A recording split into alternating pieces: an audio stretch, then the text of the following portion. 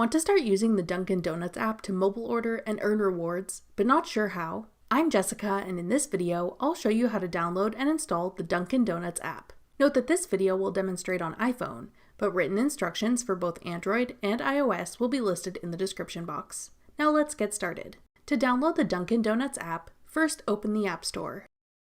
Go to the Search tab. Then type in Dunkin Donuts in the search bar. Tap Dunkin Donuts when it appears in the search results. Then tap Get. If prompted, use Face ID or enter your password to confirm that you want to download the app. Wait for the installation to complete. Then tap Open to start using the Dunkin Donuts app. That's all it takes to download Dunkin Donuts. Want to try out other online shopping apps? Check out our full playlist of online shopping tutorials. Click the playlist on your screen now to watch. Thanks for watching.